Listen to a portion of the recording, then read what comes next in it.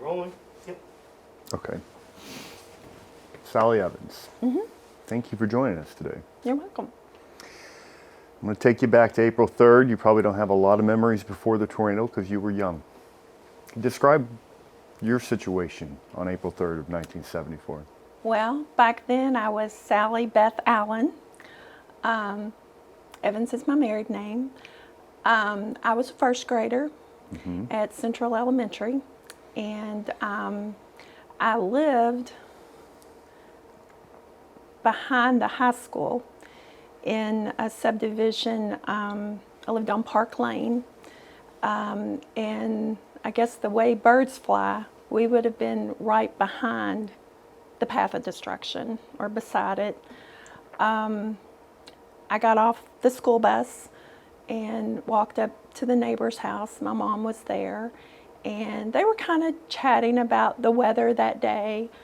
And my next door neighbor said, if it gets bad, come over. We didn't have a basement, they did. So we went home. My mom turned on Presto, the clown. That was the show of choice, I guess, for me. And I had a brother that was 1.5 years old. And Mom had never gone back to work after he was born. And probably about, I don't know, maybe 10 or 15 minutes later, my mom ran in the room where I was and grabbed me by the arm and had my brother in the other arm and ran over to the next door neighbor's house. And I remember being outside, and I remember looking back and seeing black. And then we made it to the neighbor's house. We went into their basement, and like most people say, a few seconds later it was over. I'm going to have you slow that down by the time that you... So was it your mom that said, it's getting bad outside? Did you get a chance to look at it? No, it was pretty much let's go. I mean, it wasn't, there was no, there was no time to say this is what's going to happen. It was, I remember where I was, and I remember her grabbing me. And actually, once we got outside, I always went to the back door of the neighbor's house when I would go see them. And my mother has told me since that they told her if anything happened to come to the front. And so she went to the front, and I jerked away to go to the back. And I know she said that was the most scared she thinks she'd ever been in her life, because at that time you could see it. I mean, you could, and it was, I don't know how many feet, or it was definitely less than a mile, because that was probably about the time that it hit the radio station. What do you remember seeing when you saw it? It was just black. I mean, even as a little kid, I remember it was just black.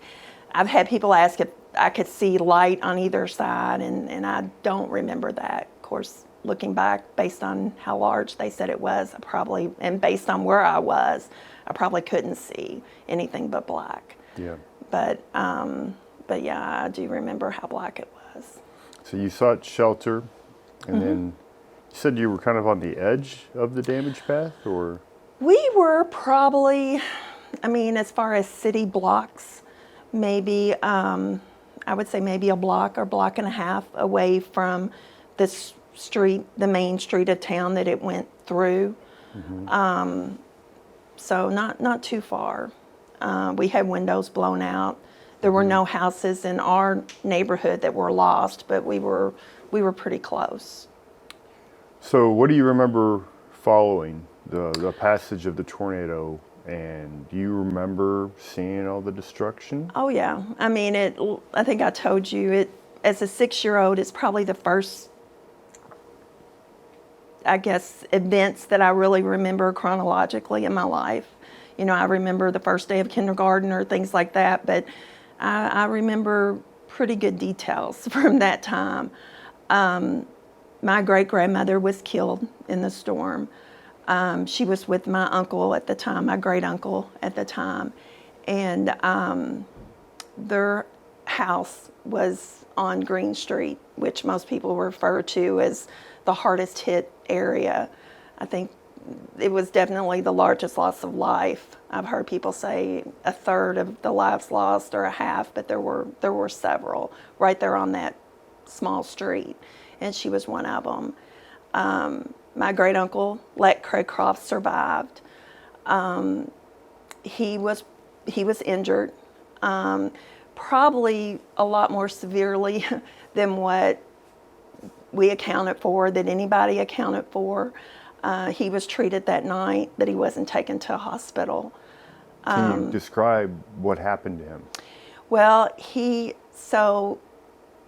and my great grandmother had gotten to their house a few minutes before it hit, and he had been able to get her inside. She was almost blind and elderly, so she wasn't real mobile herself. But he had been able to get her inside the house and had gone back out to get groceries to bring them in and realized that something was going on. So he dropped those and went to get her, and they had a house probably built in the 1920s, craftsman type house. It had a basement, and he was below her on the steps, 2 or 3 steps below her, helping her down the steps. And he said when the tornado hit, the last thing he saw of her was something separated the steps between them. And from that point on, he remembered very briefly being in the air. When he came to, he was about 4 or 5 houses down. Wow. From where his house was. And he wasn't the only person on that street that survived, but he was probably the closest one maybe that did survive. There were several others that were in basements and different things, but I don't know that any. Can you describe his injuries? He had a really bad hit to the back of his head.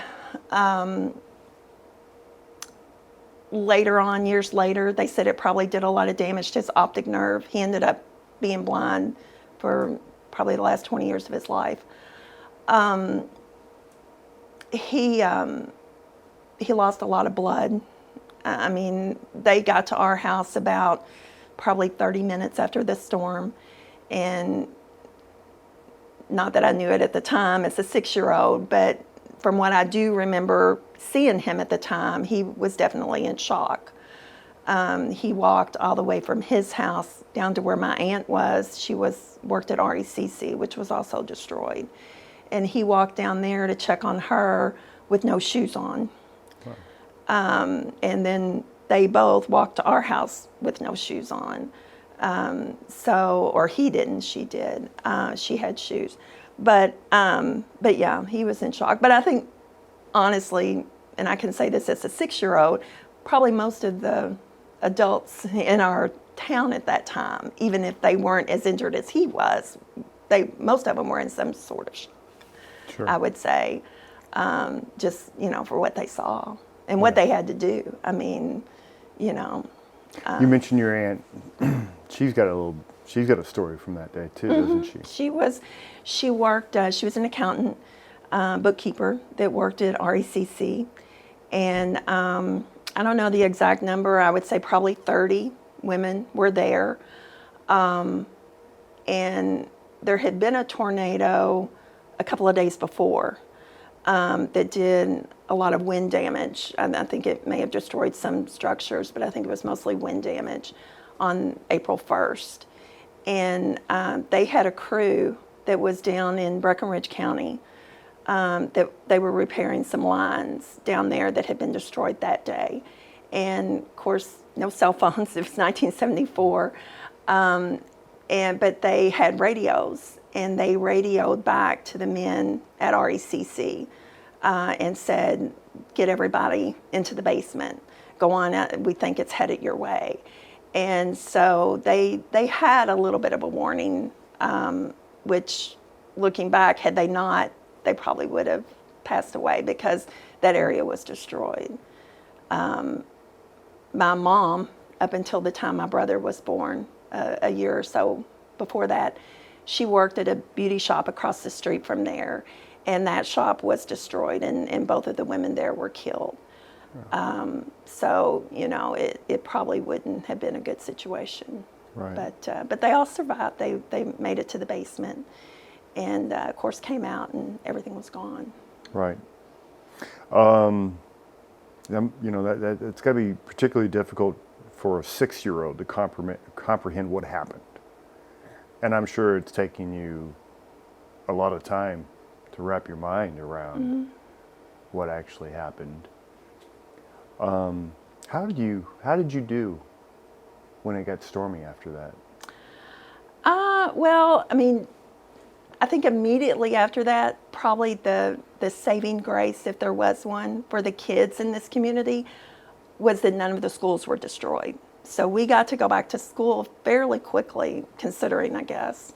So that was good. We probably had a different childhood in this town than a lot of kids did, because, you know, we, even as kids, we saw what happened, and we definitely had parents and grandparents that knew what happened. So we had a lot of tornado drills.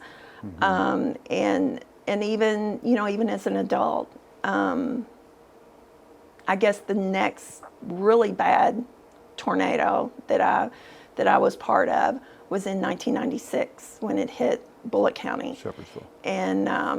And I had actually taken my aunt and uncle that survived the tornado. I had taken them to the doctor that day, and I had been here. I lived in Louisville, but I had brought them back home to Brandenburg and headed back up there, and missed that storm by about 15 minutes.